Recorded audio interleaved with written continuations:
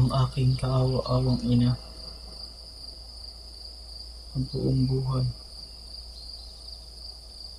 hindi man lang nakatikim ng ginhawa.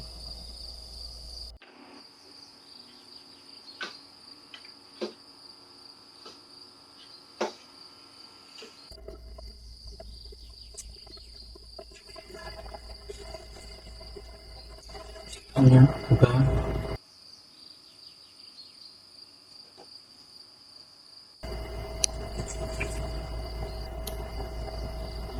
Paumanin ho kung kayo nagulat ko.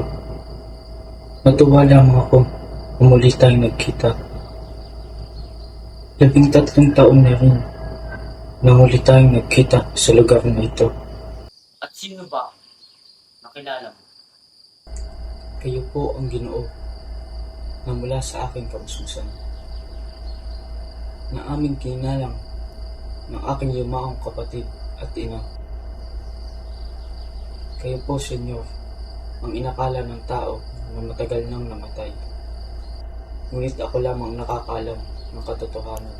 Ikaw ang may hawak ng lihim ng aking pagkatao, na hindi maaaring malaman ng kahit na sino, lalong-lalo na ng aking mga kaaway. Kayo nga ho ang bayani ng aking kapuspisan, Senyor Crisostong Ibarra. Kaya po pala niyakap mo ako kanina. Huwag ho kayong mag-alala. Tatago po ang inyong lihim hanggang sa inyong naisin.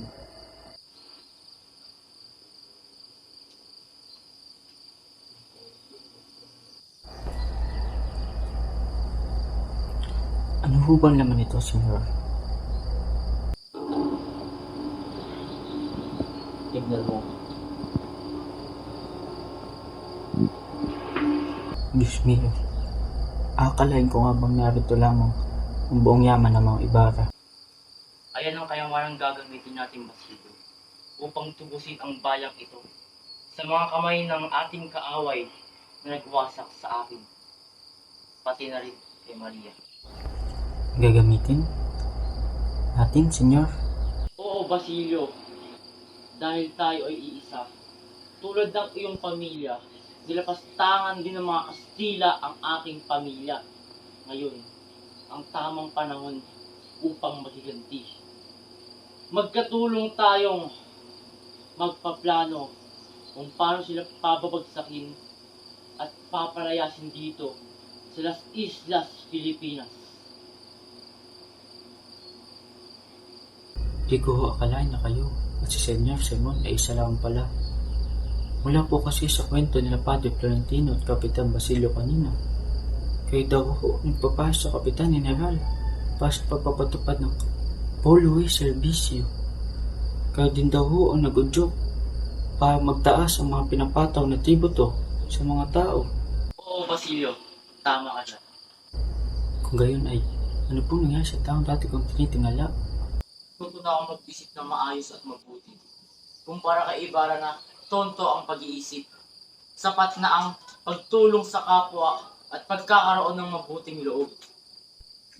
At imbis na pag-aani ng buhay ng mga Indyo, ay kayo pa ho mismo ang maging dahilan para maghirap kaming lahat. Kayong maghirap, para magsikil, para matuto kayong maghimagsik. Nararamdaman ko ng malapit na dumating ang panahon na ito. Nakita ko ang kaibigan mong si Esagani kanina. Ramdam ko ang kanyang pagkamuhi sa akin. Ramdam kong mulat ang kanyang mata sa mundong ito. Alam kong alam niya ang nangyayaring kahirapan sa mundong ito. Kaya't ipagsantabi na lamang ko. Isa siya sa mga unang lalaban. Ngunit Senyor, iba po ang hinahangad namin na isagaan sa inyo. Senyor, ako'y magiging ang sertipikadong doktor na. At nais din ng aking mga kasamahan, kagaya ho ni Sagani, na matupad din ang kanilang mga pangarap. Kagaya ng nilalayong paaralan, na magtuturo ng Espanyol sa ating mga kababayan. Bakit niyo susulong ang Espanismo? Hindi niyo ba alam na isa itong magpapatiwakal? Hindi ba siya ng pag-unlad ng isang komunidad ang pagsasalita ng wikang Espanyol? Ang taong hindi mahal ang sariling wika ay tinutulungan lamang ang sarili upang sirain at wasakin ang sariling pagkakalanlan. Tayo ay magiging isang bayan na walang sariling identidad. Magiging isang lahi tayong walang dangal. Alam kong danas mo na iyan, Basilio. Danas mo na ang pag-aapi at pang-aabuso sa iyo ng mga Espanyol, ng mga Kastila, sa pamilya mo, sa kaibigan mo. Ngunit ano ang iyong ginawa para makamit ang kanilang hustisya? Senyor, wala akong magagawa upang makamit ang hustisya. Dahil ang totoo, hindi ako mayaman. Isa lang akong pobre na kailangan pang manilbihan para lang makapag-aral. At isa pa, maibabalik ko pa ba ang buhay ng aking ina at ni Crispin? Kaya anong saysay na magiganti ako? Anong saysay upang sumama ako sa mga plano ninyo? Ano ang isang namatay na tao? Kumpara sa isang namatay na buong lipunan. Wala ang saysay ang mga nasayang na buhay. Kung hindi ito, iuukol sa mas mataas na layon. Ikaw, Ginoo, malapit ka na magdoktor. Konting panahon na lamang ang kailangan mo. Magiging sikat ng mga gagamot. Kung ikaw ay hahayaang manggamot ng payapa at higit ng mas kadakilaan ng iyong ginagawa na pagbibigay buhay sa lubi ng bayan na ito, hindi mo man mapapalik ang kanilang buhay,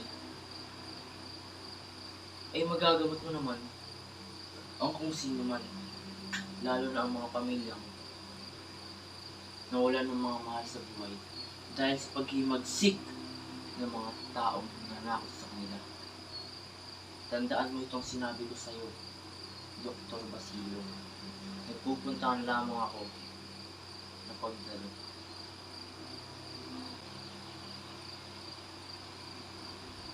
Hindi maaaring pigilan ng pangharangan ang anak ng bayan. Kailangan ng magising at mag-alsa